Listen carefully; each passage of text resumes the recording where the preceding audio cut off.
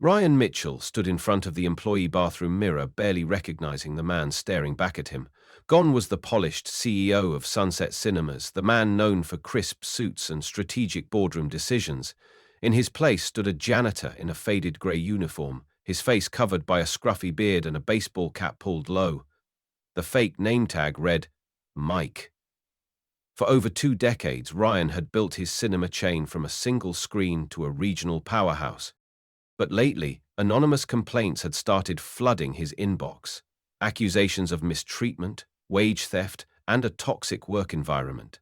Rather than launching a superficial internal audit, Ryan chose to return to where it all started. He would go undercover, witness it with his own eyes, and see the truth from the floor level. He chose the Sunset Cinemas flagship location, his pride and joy, as his starting point. It was supposed to be the most exemplary branch in the chain, the gold standard others looked up to. Yet as Ryan pushed his cleaning cart into the dimly lit lobby during a quiet night shift, something already felt off. The energy was stale, the smiles forced. Staff barely acknowledged each other, and the usual air of excitement that once pulsed through the theatre seemed replaced by a heavy cloud of fatigue. He positioned himself near the entrance, pretending to mop the floor as he listened to conversations, hoping to pick up signs of deeper issues. That's when he noticed 2 teenage employees, partially hidden behind a tall Avengers poster, their voices barely above a whisper. Brooke, the shorter of the two, looked visibly nervous. "Hailey, this is insane," she hissed. "We could end up in jail." Ryan's ears sharpened. The taller girl, Hailey, didn't flinch. Her eyes were red, her posture tense. "He said he'd break Dylan's legs, Brooke." "My little brother's legs." "I don't have a choice." Ryan froze, his hand tightening on the mop handle.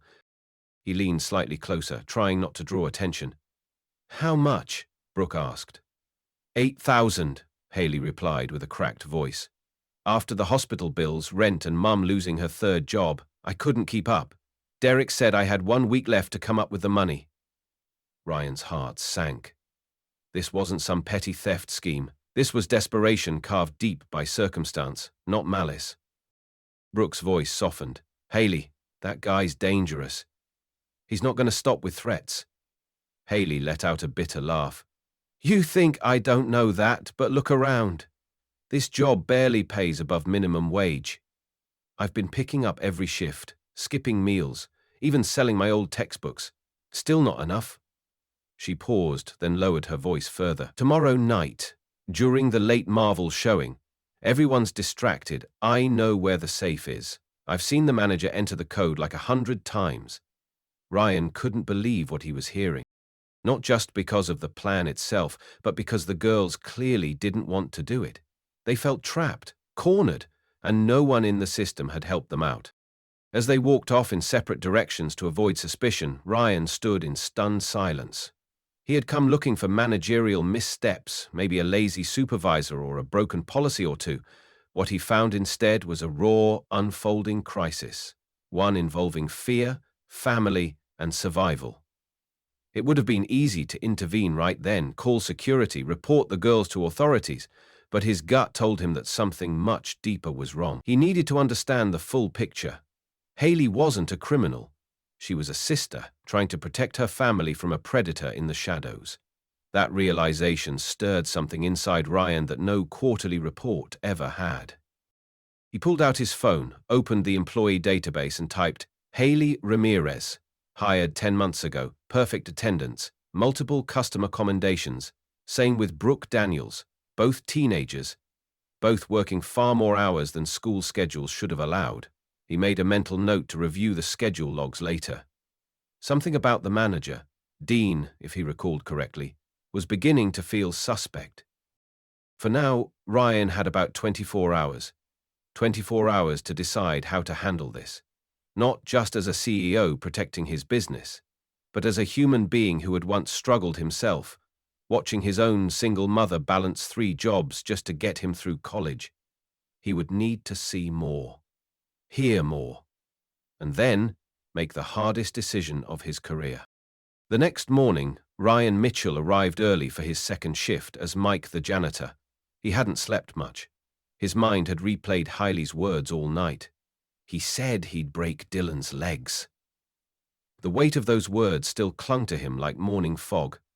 He sipped burnt coffee from the employee vending machine and began his routine of quietly observing everything, from staff dynamics to customer service patterns. As the opening rush passed and the theater settled into its midday lull, Ryan checked the employee files for both girls again. Clean records. Hailey had been Employee of the Month 3 times in 10 months, praised for her patience with children and elderly customers. Brooke had near-perfect attendance, always volunteered for last-minute shifts, and had never filed a single complaint. The deeper Ryan dug, the clearer it became that these weren't troubled employees looking for a shortcut. They were dependable, overworked young women buckling under impossible pressure. What haunted Ryan most was that neither girl seemed to enjoy plotting the theft. Instead, their plan carried the heavy air of resignation, like it was the last card they had left to play. According to Hailey's records, she'd picked up double shifts the last 3 weekends in a row and was scheduled again this Saturday, even though overtime wasn't technically allowed for part-time high school employees. Ryan had specifically implemented that policy himself to prevent burnout. Clearly, someone was bending the rules. By late afternoon, Ryan was restocking cleaning supplies when he overheard Hailey on the phone near the break room, her voice barely above a whisper. "Yes, I have it planned. Tomorrow night. You won't even see it coming," she said, her tone brittle. She paused, listening, then replied, "Just please don't touch my brother." "I'm doing what you said." Ryan moved to the storage closet before she saw him. His heart thudded in his chest, not from fear, but from the awful confirmation that the threat was real. Derek, the loan shark, wasn't just lurking in the background. He was actively pressuring Hailey, possibly monitoring her movements. Ryan had grown up around people like that. He knew their tactics. They preyed on vulnerability, twisted desperation into leverage. Later that evening, Ryan deliberately stayed within earshot of the projection hallway as the girls passed each other during a shift change. "Tomorrow night," Hailey muttered. 10:30, the new Guardians sequel. "That crowd will be massive. It's our best shot." Brooke nodded slowly, biting her lip. "You sure about the code?" Hailey gave a quick nod. "He types it in so fast. But I've seen it at least 3 times, 2498. Then he leaves the drawer open when counting tips." Ryan felt the knot in his stomach tighten. They weren't just toying with the idea anymore. They had the details down. But something in Brooke's eyes still looked hesitant. She glanced around nervously before replying, "I'm still scared, H. This isn't who we are." Hailey forced a tight smile. "It's who we have to be. Just one night, and then it's over." As the evening crowd poured in, Ryan watched the girls in action. Brooke worked the box office with professional poise, helping a confused grandmother redeem her mobile ticket. Hailey juggled a long concession line, her tone polite, her smile rehearsed but convincing. They were doing everything right. No sign of sabotage, no hint of criminal intent to the average observer. But Ryan saw it now. The silent cracks in their armor. Hailey's hands shook when counting change. Brooke avoided eye contact every time she handed over a receipt. It was the behavior of 2 kids who didn't want to do what they were planning, but who no longer saw a way out. Back in the janitor's closet, Ryan pulled up surveillance camera angles on his phone. Another perk of being CEO, though no one knew it was him. The back hallway camera near the office had been conveniently marked out of order in a maintenance report filed 2 weeks ago. Guess who had signed off on the delay? Dean, the manager. The same man who, according to scheduling records, left early on Thursday nights. Tomorrow included. It was starting to make sense. Dean's negligence, or perhaps complicity, had opened the path for the theft. Ryan realized if he were in Hailey's shoes, if someone had threatened his younger sibling, he might have considered the same path too. By midnight, the theater was nearly empty. Ryan leaned on his mop, staring out across the empty lobby, illuminated by the flicker of movie posters cycling digital trailers. He had 24 hours. In that time, he needed to decide what kind of leader he truly was. Would he act like a CEO, guarding company assets and stop them cold? Or would he take the harder route, dig deeper, confront the root cause, and try to change the ending of this story before it became a tragedy. He checked the time. Tomorrow night, 10:30. He whispered to himself, "Let's see what they do, and what I must do." The following day, Ryan Mitchell clocked in early again, blending in behind his worn janitor's uniform and neutral expression. He had only one goal today, to observe Doug Turner, the general manager of Sunset Cinemas, and confirm what several anonymous emails had hinted at: abuse of authority, intimidation, and gross mismanagement. As the theater began its midday operations, Ryan remained near the break room, scrubbing walls that were already spotless, ears tuned sharply to the conversation within. Doug's voice barked orders with the subtlety of a drill sergeant. "This isn't a damn charity, people. Move faster or move out," he snapped, slamming a clipboard onto the counter. A young employee flinched so hard she nearly dropped the popcorn tray she was preparing. Doug was a man who ran his theater like a boot camp, but without the discipline, only the cruelty. Ryan observed him denying water breaks to staff working back-to-back shifts, berating a new hire in front of customers for mispronouncing a movie title, and rewriting the schedule midday just to spite a worker who'd requested time off for a college orientation. The employees walked on eggshells, casting nervous glances before every sentence, their morale clearly worn down to the bone. It was a theater, but the energy in the room felt more like a factory floor from another era. Ryan noted every violation, each petty act of control, and the unnerving way no one stood up to Doug. That level of silence, he realized, only grows when fear is constant. Later in the afternoon, Hailey rushed into the lobby, phone pressed tightly to her ear. Ryan, pretending to polish the floor tiles, could hear the frantic whisper in her voice. "Mom, what happened? When did it start?" Her eyes welled up with tears. "I'll try to get there. Just tell Tommy I love him." She was shaking, barely able to hold her phone steady when Doug appeared from behind the concessions counter. "Thompson, get off the phone. This isn't social hour." She turned to face him, voice trembling. "Sir, I'm so sorry, my brother's—" But Doug cut her off. "Not my problem. You're on my clock, not family emergency time. Clock out if you're going to cry." Hailey froze, torn between responsibility and fear. She didn't move. "Now," Doug barked. She turned silently, walking toward the back hall. Shoulders slumped like a prisoner returning to her cell. Ryan's fists clenched inside his pockets. As the day wore on, Ryan began to understand the larger ecosystem of abuse that Doug had cultivated. Staff were pitted against one another, with Doug leaking rumors and setting favorites. Any employee who questioned his methods was quietly removed from the schedule. Ryan overheard two workers whispering in the break room. "Did you hear about Julia? She asked why Doug keeps cutting shifts, and now she hasn't been back in 2 weeks." "Yeah," the other replied. "And he told us she stole from the register, but that makes no sense. Julia never even handled cash." These weren't just management issues. They were orchestrated manipulations to keep employees compliant and scared. Ryan had seen toxic leadership before, but rarely had it taken such a well-practiced, methodical shape. Around 6 p.m., the lobby was packed, and Hailey was running the register solo. Her hands moved fast, but her eyes were red and puffy. Ryan could tell she was on the edge. Suddenly, a customer became irate over a mischarged ticket, slamming their receipt down. "Is this how you treat paying customers?" Doug stepped in, but not to support Hailey. "Maybe if you paid attention instead of whining about your personal life, we wouldn't have issues." The customer looked confused. "I wasn't talking to her like that." "Save it," Doug cut them off. "She knows what she did."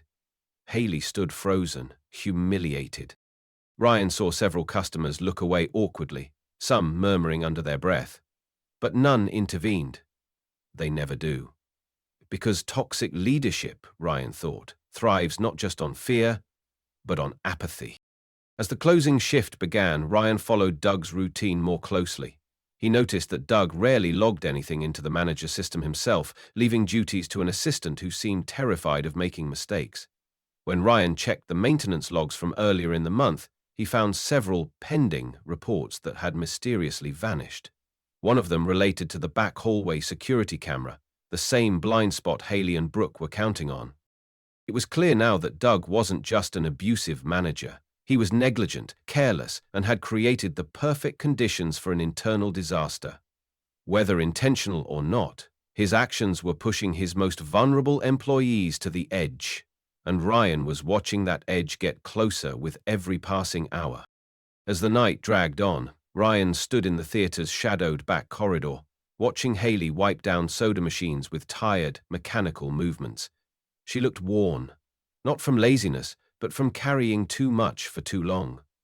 Family, finances, fear, and now public shame.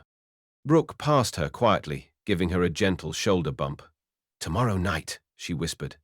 "It'll all be over." And for the first time, Ryan didn't just see two kids planning a crime. He saw the fallout of failed leadership, of a system designed to punish rather than support.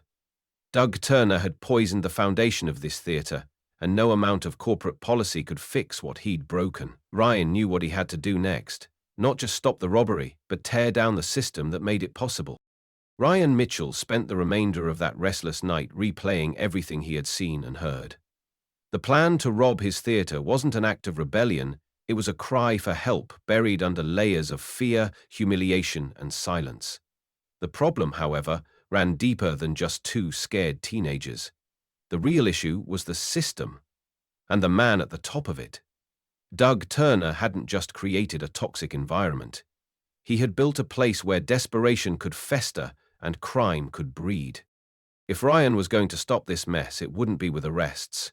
It would be with proof. So, before the next nightfall, Ryan made a decision.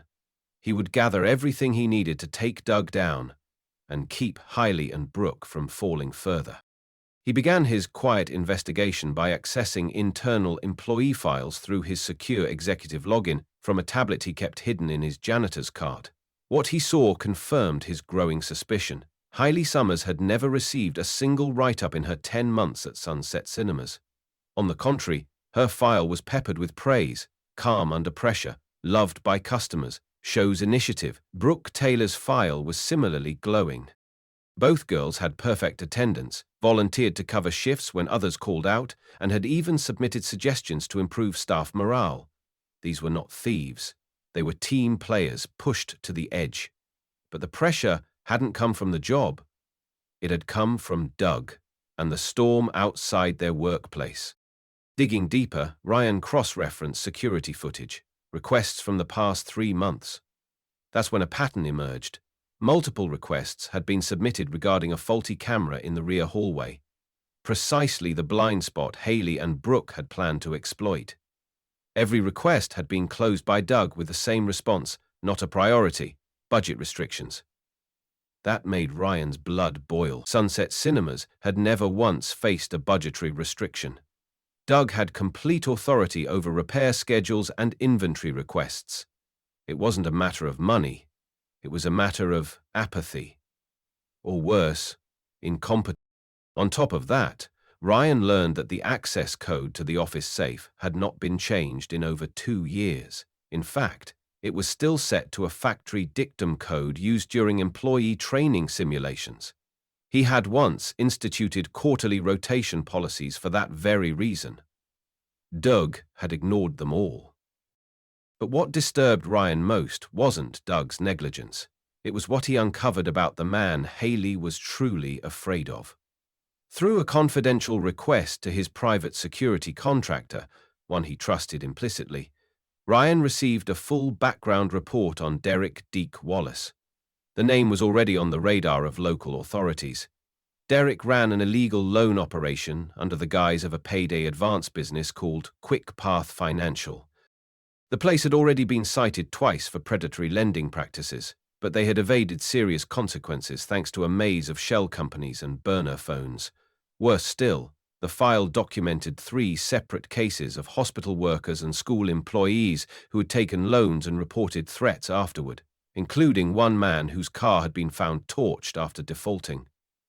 Ryan could now say with certainty, Hailey wasn't being dramatic. Her brother really was in danger. Fueled by the urgency of what he was learning, Ryan contacted a friend in the district attorney's office, someone he'd worked with during a community reinvestment project years earlier. He shared what he had: names, text screenshots, security camera gaps, access logs, and employee files.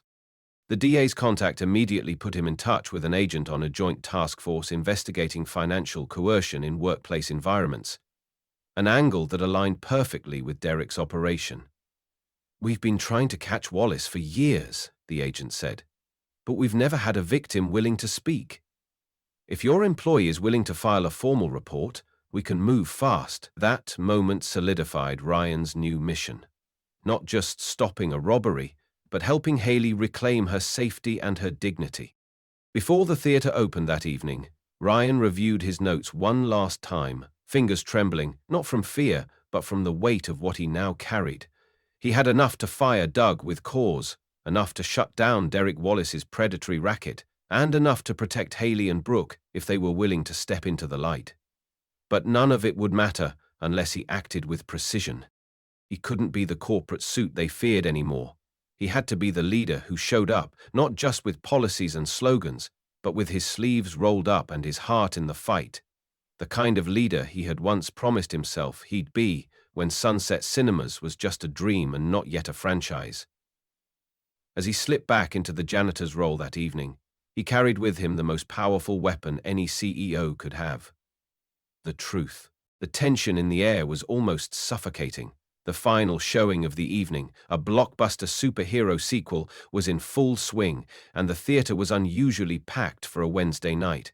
Popcorn machines buzzed, soda fountains hummed, and the low murmur of moviegoers filled the lobby like a soft storm building on the horizon. Hailey stood behind the concession counter, going through the motions with a hollowed-out calm, her eyes darting to the wall clock every few minutes. Brooke worked the ticket stand, her smile thinner than usual, every movement sharp with tension. To any customer, they were just two overworked teens doing their jobs, but inside, both girls were counting down the minutes to midnight, when their desperate plan would begin. Ryan watched from the dim hallway near the employee lockers, dressed in his janitor's uniform, his face half lit by the glow of a flickering vending machine.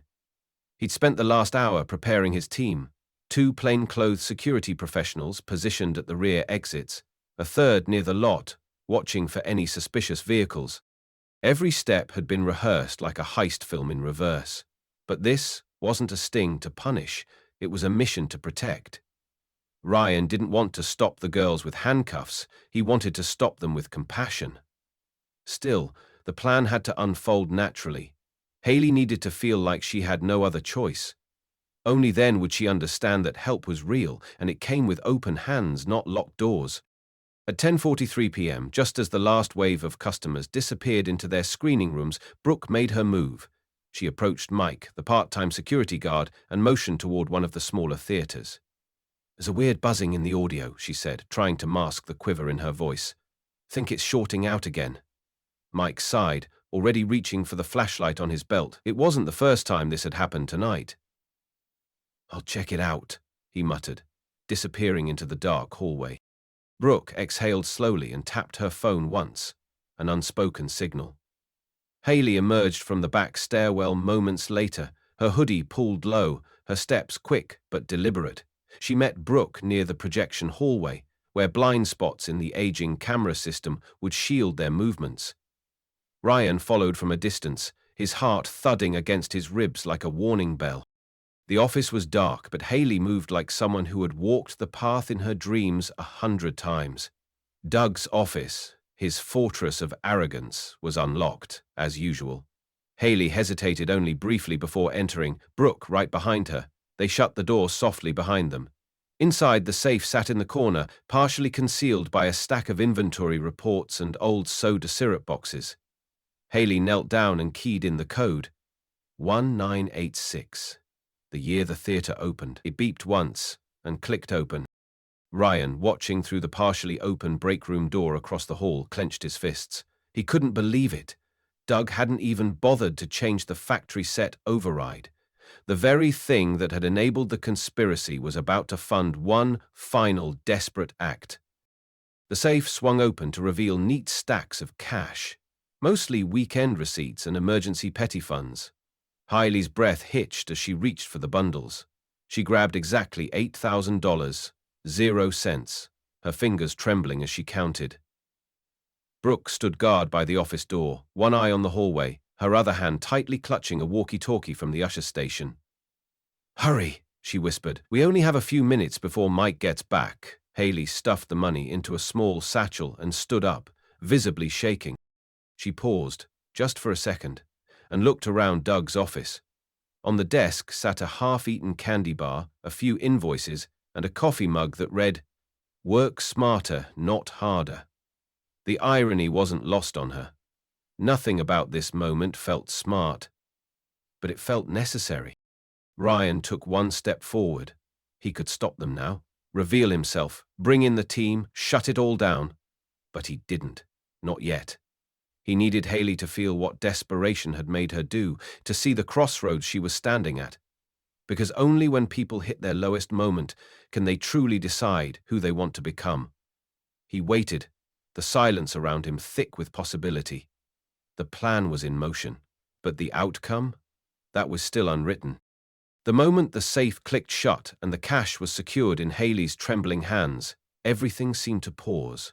She stood there for a beat too long, staring down at the envelope that now weighed heavier than any burden she had ever carried. Brooke whispered urgently behind her, "Come on, let's move." But Hailey didn't budge. Her knees began to wobble slightly, and the adrenaline that had been holding her together started to give way. "I'm sorry," she murmured. "I'm so sorry." Her voice cracked as the pressure inside her finally shattered. She dropped to her knees, the money falling from her grip and scattering across the scuffed carpet like leaves in the wind. "What are we doing?" she gasped through sobs. "This isn't us. This can't be who I am." Brooke knelt beside her, trying to steady her friend, but her own face was pale with fear and confusion. "We don't have a choice," she whispered. We didn't have a choice. But in that instant, Hailey wasn't thinking about choices anymore, only consequences. Before either of them could move, a sharp metallic rattle echoed from the hallway. The front lobby doors slammed harder than they should have. Keys jingled, footsteps stomped. A gruff voice echoed from down the corridor, cursing about someone leaving a coffee cup on the security desk. Doug Turner, the one person who wasn't supposed to be here tonight. Hailey's entire body froze. Brooke shot to her feet and looked toward the door, her eyes wide. "He's not supposed to be here," she hissed. "He said he wouldn't be back until morning." Panic overtook strategy as the girls began to scramble. Brooke reached for the money, trying to gather the bills, while Hailey backed toward the corner of the room like a trapped animal. The hallway lights clicked on one by one, and Doug's steps grew closer. "What the hell?" he barked, just feet away now. "Who's in my office?" Just as Doug's shadow stretched across the floor and his hand landed on the doorknob, the door swung open, but it wasn't the panicked faces of two teenage girls that met him. It was Ryan Mitchell, standing calm and still in the center of the room, holding the janitor's cap he had just removed from his head.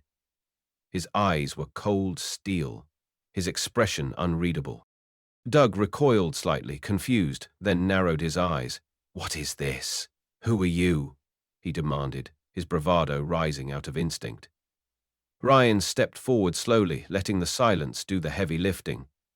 "My name is Ryan Mitchell," he said evenly, "CEO of Sunset Cinemas. And this office, this staff, and this mess you created, they all belong to me." Doug's face drained of color. "Wait, what?" he stammered.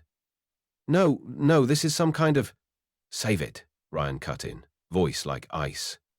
"I've spent the last 48 hours watching you turn my theater into a pressure cooker of fear, disrespect, and negligence. I've documented wage violations, security breaches, verbal harassment, and—" he nodded toward the trembling girls in the room. "The kind of toxic leadership that drives desperate people to do things they were never meant to do." Hailey looked up at him then, her eyes red and glassy, realization dawning that she had not just been caught, she had been witnessed. Fully, seen, understood. Doug tried to bluster his way through. This isn't what it looks like. These girls were stealing. I can explain. You'll have plenty of time to explain, Ryan interrupted, turning toward the hallway. Security! Two plainclothes officers stepped into view instantly, having heard the whole exchange through the live mic on Ryan's shirt. Doug Turner, Ryan continued. You're officially terminated, effective immediately. Security will escort you off the property. You are not to return. If you attempt to contact any staff member, set foot in this building, or touch a single file from your office, my legal team will pursue you to the full extent of the law. Doug sputtered, his face shifting rapidly between rage and fear. This is outrageous, he cried, backing toward the hallway as the guards closed in. You'll hear from my attorney? I look forward to it, Ryan replied, his voice flat. He'll be fascinated to read the evidence I've compiled.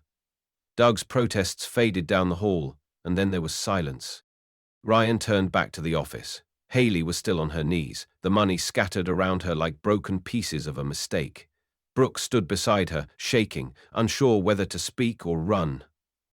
Ryan knelt, slowly, and began helping gather the cash, placing it carefully back into the envelope. I didn't want to do it, Hailey whispered, her voice barely audible. I thought I had no choice. Ryan nodded gently, placing the last bill back into her hands. Desperation makes us believe the worst lie of all, that we're alone, he said. But you're not anymore. He stood and helped Hailey to her feet, then turned to Brooke. Neither of you are, not tonight. As security returned to the office and sealed the safe, Ryan addressed both girls with calm authority. This is not the end of your story, he said, but it is the turning point. You are about to lose everything for a cause that didn't deserve to take your future. Now we begin again, but differently. And with that, the storm that had been brewing for days, maybe even years, finally began to break. What remained wasn't chaos, it was clarity. And for Hailey, Brooke, and every other employee who had suffered in silence, the night wasn't just saved, it was reclaimed. The room was still, heavy with the aftermath of a night that could have shattered lives, but had instead cracked open a path to healing. Hailey stood trembling in the center of the office, her hands clutched together in front of her, as if trying to hold herself together. Brooke lingered beside her, quiet but unwavering.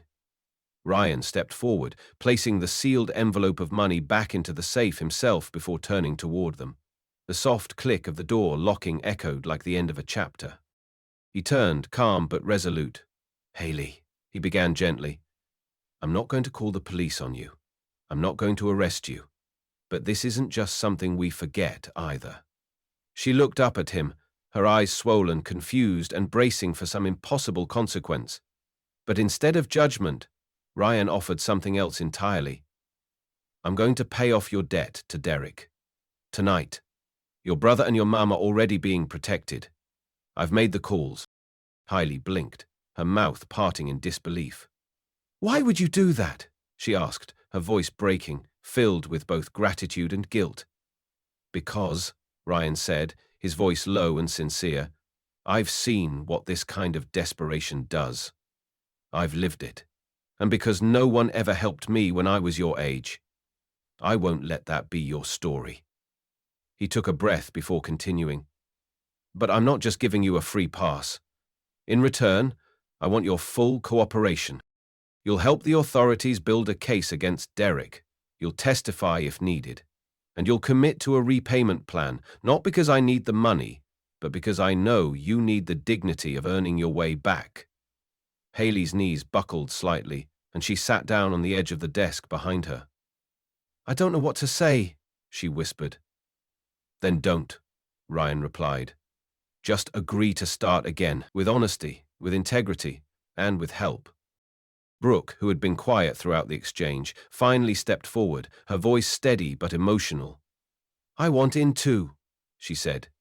I'll tell the truth. I'll help in any way I can. Ryan turned to her with a calm expression. You didn't have to go through with this. You could have walked away. Brooke nodded. But I wouldn't.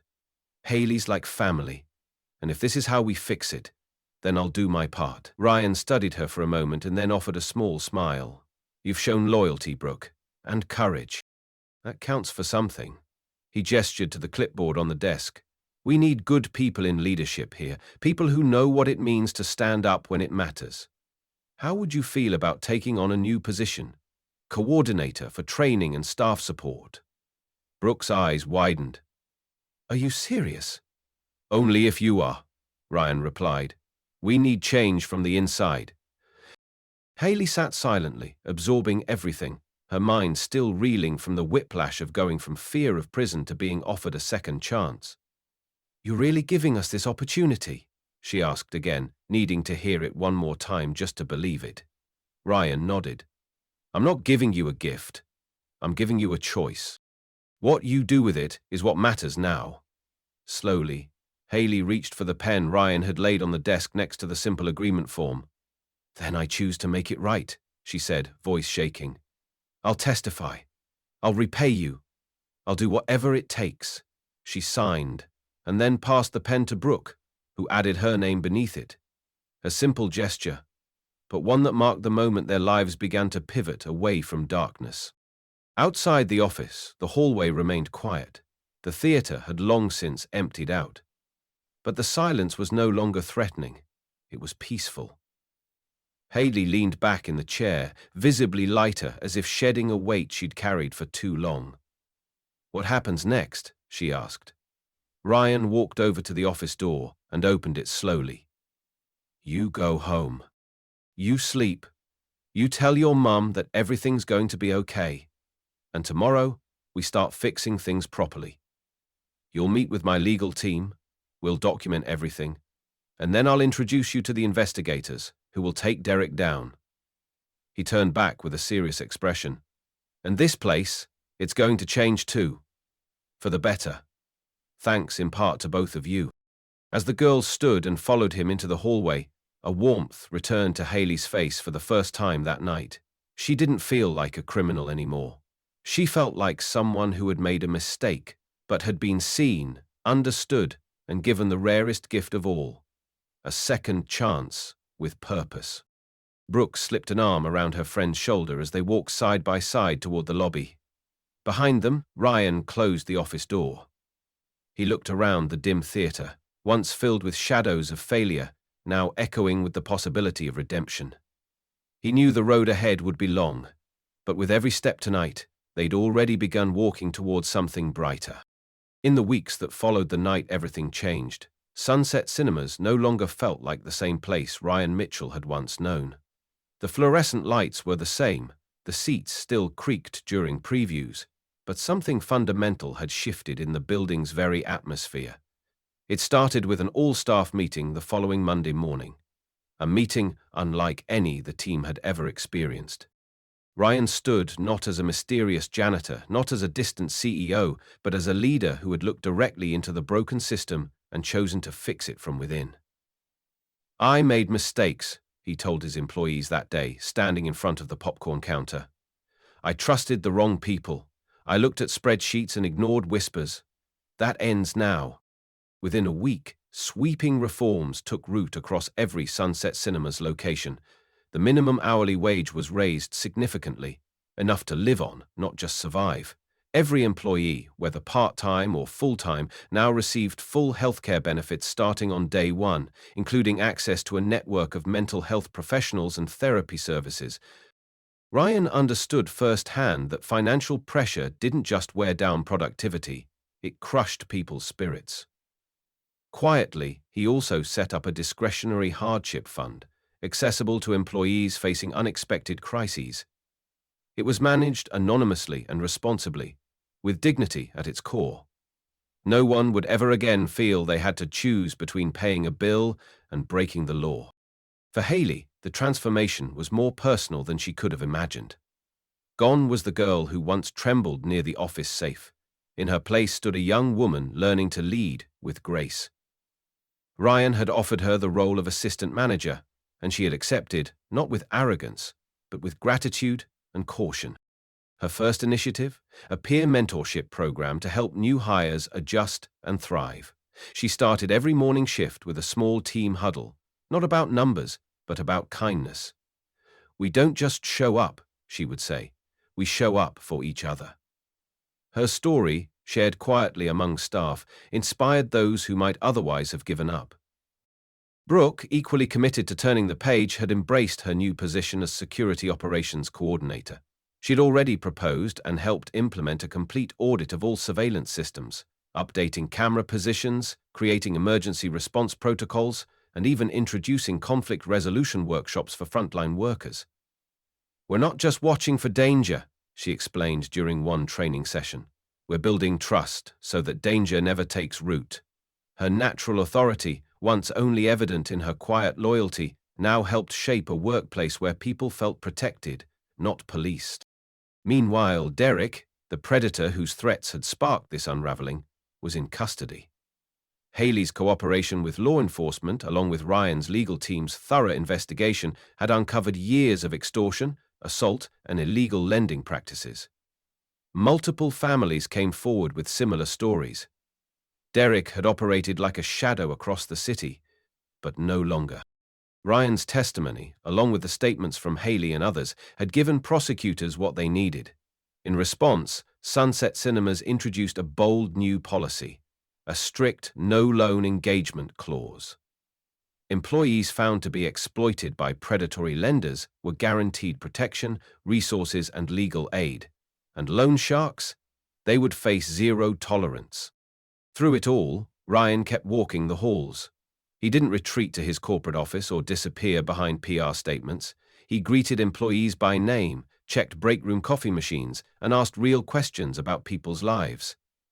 The culture had changed because leadership had changed. From a model of hierarchy and fear to one of accountability and care. And as Ryan looked out across the theater lobby one Friday evening, watching Hailey guide a team of new hires while Brooke chatted with a parent and their child at the safety desk, he realized something profound. Sunset Cinemas was no longer just a place where people escaped into stories. It had become a story itself, of redemption, resilience, and the incredible power of choosing compassion over punishment. The ripple effects of Sunset Cinema's transformation extended far beyond the walls of its flagship location. Within a month of implementing the new leadership and support structure, Ryan Mitchell began receiving emails and calls from other theaters across the region. Managers from franchises in Dallas, Phoenix, and even as far as Miami had heard whispers of the changes, of how a near robbery turned into a revolution. The employee satisfaction surveys were clear. Scores had jumped by over 40% in just 6 weeks. Absenteeism had dropped. Customer reviews soared. But more telling than the numbers were the handwritten notes left in suggestion boxes. "I finally feel seen. Thank you for giving us our dignity back. This place feels like home again." Encouraged by the response, Ryan launched a company-wide initiative he called the Empowerment Program, a 3-pillar system focused on mentorship, education, and emergency aid. The mentorship component paired seasoned staff members with new hires, not just to train them on ticket systems or snack stations, but to build emotional resilience, workplace confidence, and communication skills. The education component offered free weekend classes on personal finance, mental health awareness, and even college prep for employees under 25. Sunset Cinemas partnered with local universities and non-profits to provide real-world skills to those who never thought they'd have access to higher education. "If we're serious about retention," Ryan told his board, "we have to be serious about real opportunity." The third and most deeply personal component was the Sunset Support Fund, an emergency assistance pool open to any employee in crisis. Whether it was covering an overdue utility bill, helping with childcare, or paying for a last-minute dental procedure, the fund operated on trust. Employees could request support anonymously, and decisions were made within 48 hours. "No more loan sharks," Ryan had said firmly during its launch. "If we don't give our team a place to turn when life hits hard, then we're complicit in pushing them toward desperate decisions." That same week, a single mother working part-time at a Louisiana location broke down in tears in Ryan's inbox. "You saved me without knowing my name. Thank you." Word spread quickly, first through HR networks, then across social media. Employees from other chains began posting under the hashtag #SunsetStandard, highlighting everything from the free mental health check-ins to the open-door leadership policies. Theaters that once struggled with high turnover were now requesting to implement the Grand Plaza model, the nickname given to the system born from that one fateful night. Industry trade journals picked up the story, dubbing it the cinema turnaround of the year, but Ryan refused to let it become a marketing stunt. "This isn't a campaign," he told his executive team. "It's a course correction. For all of us." As requests poured in, Ryan assembled a task force comprised of employees who had lived the transformation firsthand. Hailey, now assistant manager, led training webinars for incoming staff across the country. Brooke oversaw security restructuring at 3 new locations, implementing safe zones and anonymous reporting channels. Even Maya, a manager from another branch, who had reached out after watching a news feature, joined the task force and shared her journey of rebuilding trust after workplace trauma. Each person who stepped forward added depth to the movement. Their stories weren't just statistics. They were proof of what could happen when companies stop managing problems and start empowering people. In time, Sunset Cinemas became more than just a chain of theaters.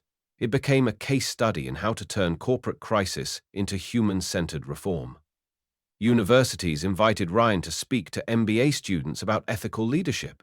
Labor organizations cited Sunset's reforms in their advocacy work. And quietly, without press releases or billboards, other business owners started asking themselves, what if we changed the way we lead? What if we listened, really listened, to the people on the ground? As Ryan walked through the lobby one evening and saw a teenage usher confidently explaining theater policies to a nervous new hire, he didn't just see success, he saw a legacy forming. Not in profits, but in people. The soft hum of projectors and the buttery scent of popcorn had become more than familiar comforts. They were symbols of healing. Just 3 months after the night everything nearly fell apart, Sunset Cinemas stood as a beacon of redemption. On a bright Saturday morning, Hailey arrived early, her steps lighter than they had been in months. She wasn't just clocking in as assistant manager anymore, she was meeting someone special at the side entrance. Her younger brother Zach, now fully recovered from his medical ordeal, walked beside her with a wide grin and a lanyard around his neck that read, "Volunteer Team." Ryan Mitchell had extended an invitation after learning that Zach dreamed of becoming a doctor, and the young boy, now bursting with purpose, had jumped at the chance to help wherever he could. Stocking shelves, cleaning seats, and shadowing the staff with a curiosity that warmed every corner of the theater. In the break room, Hailey pulled out an envelope, her first repayment installment to Ryan. The amount was modest, but it represented something far greater than money. "You know," Ryan had told her when they first discussed the repayment plan, "this is about empowerment, not burden." But Hailey had insisted. Accepting help was one thing, but giving back, on her own terms, was what made her feel whole. She placed the envelope in the lockbox, labeled with quiet dignity, "Pay It Forward Fund." It had been Ryan's idea, a way to allow those who had been helped to reinvest in helping others. Each dollar wasn't just a repayment, it was a seed for someone else's second chance. Brooke added her own contribution later that day, scribbling a note on the envelope. "To the next person who thinks they're alone, you're not." Sunset Cinemas didn't just recover, it transformed into something no one had expected. A national example of what leadership rooted in empathy could truly accomplish. News outlets picked up the story, not just because of the thwarted robbery, but because of what happened after. "The CEO who chose redemption over revenge" was the headline that ran in a major business magazine. Another publication called it a masterclass in crisis leadership. But inside the walls of the theater, it wasn't about attention. It was about alignment. Every policy, every team meeting, every late-night cleanup had shifted in tone. There were new posters in the staff lounge. Not rules, but reminders. We lift each other. We lead with compassion. No one gets left behind. Zach's presence added something unexpected to the theater. Hope in its purest form. He became a symbol, not just of recovery, but of continuity. The boy who once needed saving now offered help without hesitation. He organized a mini health corner with pamphlets on wellness, inspired by his dream to one day open a free clinic for underserved families. When customers stopped to thank him, he'd smile and say, "It's just my turn to give back." Ryan often found himself quietly observing the young boy, feeling that rare, unmistakable feeling that something good had taken root, something built to last. He'd started this theater chain with a love for storytelling, but this chapter, unfolding in real life, had become the most meaningful one yet. Hailey, now a cornerstone of the theater's leadership team, began mentoring new hires. She never shared the full story unless someone really needed to hear it, but her empathy ran deep. When she noticed a young cashier breaking down in the stockroom one day, overwhelmed by her first week on the job, Hailey didn't give instructions, she gave time. She sat with the girl, shared a bottle of water, and said, "You're not failing, you're adjusting. There's a difference." Brooke, meanwhile, had expanded the security and support systems across several locations, quietly ensuring no employee would ever feel invisible again. Together, they built something that reached far beyond popcorn and movie times. They built trust, and with it, an enduring culture of safety and growth. As Sunset Cinemas continued to grow, new locations, new staff, even new initiatives, Ryan made sure its soul stayed the same. Every month, he held a story circle in the lobby after closing hours. Staff gathered in bean bags and folding chairs to share updates, victories, setbacks, and gratitude. One evening, Zach stood up for the first time, his voice slightly shaking as he said, "I used to think heroes only existed in movies, but they work here. They helped my sister when no one else would." The room went quiet, then filled with applause. Ryan leaned back in his chair, eyes misting. In that moment, he knew. The legacy of Sunset Cinemas would not be defined by box office numbers, but by what they had chosen to do when compassion was the harder choice. Thank you for watching until the end. At Deep Inside HQ, we believe that behind every desperate decision is a human story, one that deserves to be heard, not judged. If this story moved you, if it reminded you of the power of empathy and second chances, then we invite you to be part of something greater. Subscribe to our channel, share this video with someone who needs hope today, and leave a comment to let us know your thoughts. Your voice matters. Together, we're not just building a community, we're creating a movement where compassion leads and every story finds its place. Deep Inside HQ, because every story deserves to be heard.